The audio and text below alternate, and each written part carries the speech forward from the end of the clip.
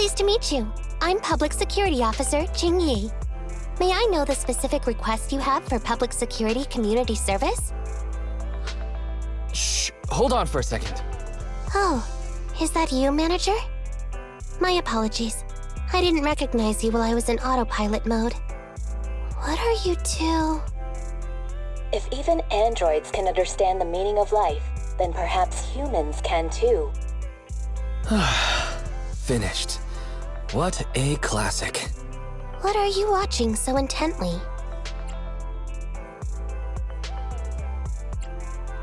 Endbringer 2. It's the kind of classic you can watch over and over again. Oh, is the film that captivating? One moment. Just give me a second. And done. I've watched it. It's about an E-800 model android protecting a little girl amidst the perilous apocalypse, supporting each other through thick and thin. They gradually become attached to one another, but in the end have no choice but to part ways. The plot's decent enough, I suppose. So you actually went and looked up spoilers. Watching movies like that is a real waste, officer. I didn't look up spoilers. I simply extracted the movie from the database for data analysis and pattern recognition. Master, this is technical jargon of an advanced artificial consciousness. Allow me to translate for you. Yes, Chinyi essentially read spoilers. The smart voice assistant you two are using seems to have quite the unique personality setting loaded into it. Ah, right. I happen to have a work-related matter which requires your assistance. I need to borrow some tapes to further analyze human behavior. Horror movies, to be exact. With mysterious forces at play, the more the better. It's for Public Security's community service program. Huh? Just curious, but what kind of community service are you talking about? I can tell you find the whole thing a little unusual too. Actually, I also think this community service is somewhat dull. Which is why you activated autopilot mode, right?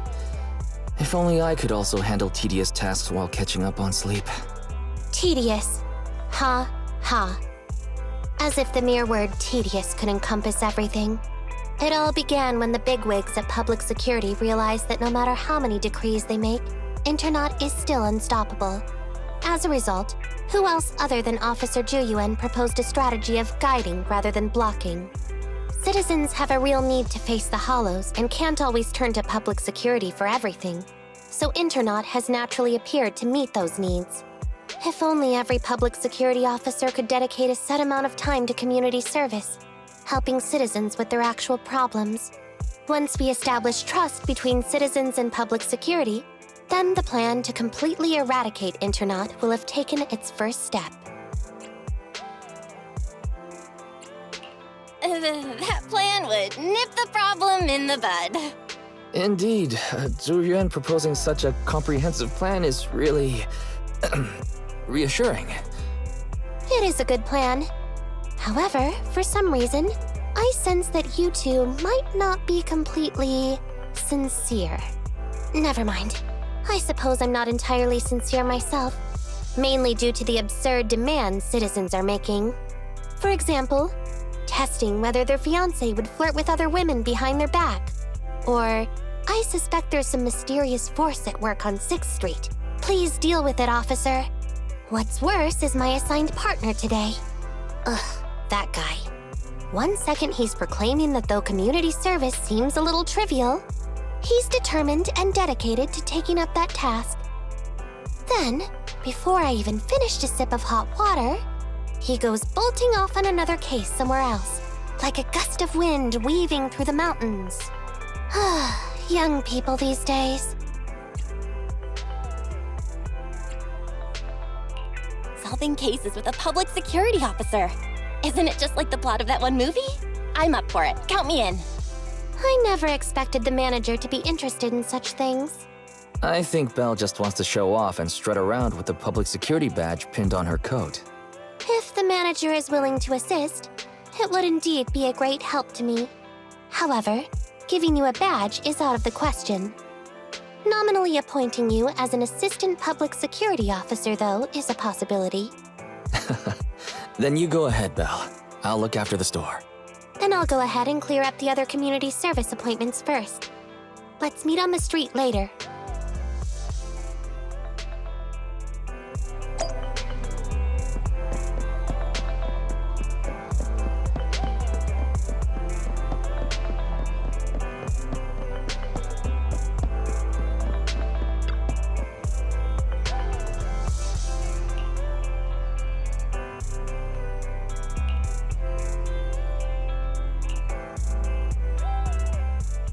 No need to jump to any strange conclusions, Holly. Just tell me what's the matter. Okay. Actually, it's about my good friend Teddy. He's been missing for several days now. Missing? There doesn't seem to be any filed reports about a missing person in this area. Have you been to the public security office with your parents recently? No, we haven't. Dad said since we just moved away from the old metro zone, we don't have the resources to deal with Teddy right now. But I'm really worried. I've never gone so long without seeing Teddy before. Reporting it was the right thing to do, Holly. The assistant public security officer is right. A disappearance is not a trivial matter and must be handled by public security. Do you have a photo of Teddy? Yes, I have tons. At least I did. But during our move, because we were in a hurry to catch the evacuation train, all our luggage was... Not a problem. Now, I will ask you a few questions. You must think carefully. The more accurate your answers, the higher the chance we will find Teddy. Understand? Let's start. Height? Weight? Teddy is exactly 20 centimeters shorter than me, so he's 101 centimeters tall. He's heavier than me, about 32 kilograms. Can you describe the color and style of clothes Teddy was wearing when he disappeared? A blue shark onesie.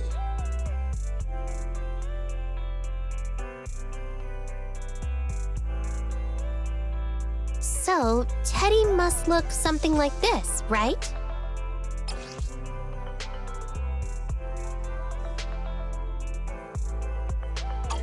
Whoa, you can really draw, Miss Officer. That's Teddy. But he's been gone so many days. Do you think we can still find him? Your case is now accepted, Citizen Holly. Oh, thank you so much. Dad told me that the officers at Public Security wouldn't have time for this sort of thing. Don't worry, Public Security Officer Qingyi will be on the case. But there's one last question I need you to answer. Can you do that for me? Okay. When and where did you last see Teddy?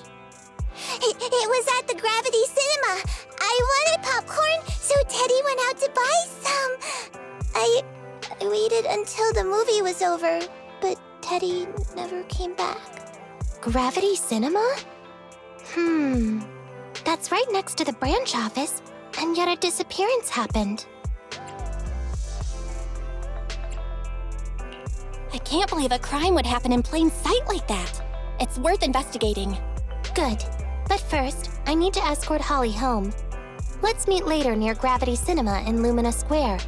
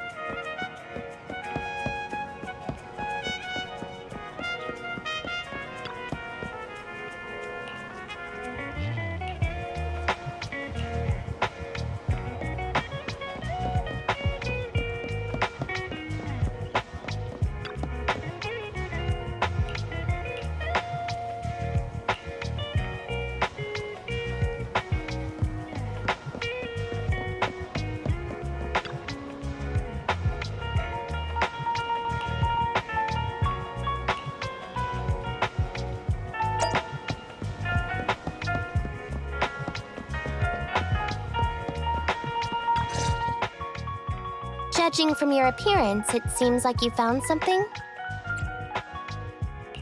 I found a bunch of suspicious items. Pretty impressive, right?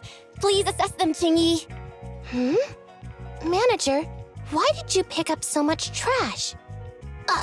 Don't tell me you thought all this was evidence. Huh? So it's all useless? How could that be? And I was even thinking about how to respond to the compliments. Completely normal for a first investigation. After all, evidence doesn't just fall from the sky, you know. Let me analyze these videos, then together with... Wait a minute. What's that in your pocket?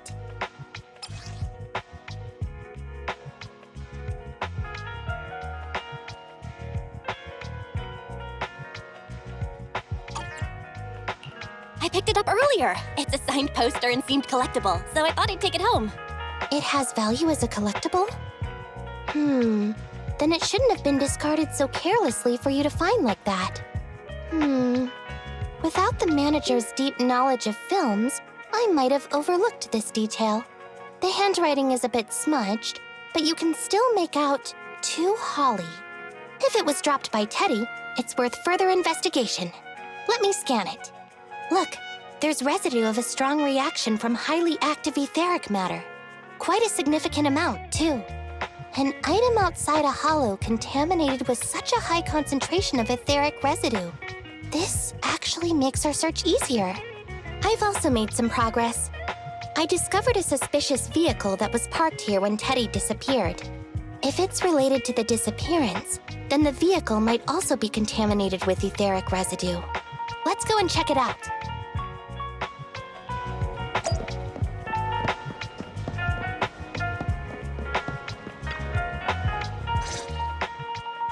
Very good, Assistant Public Security Officer.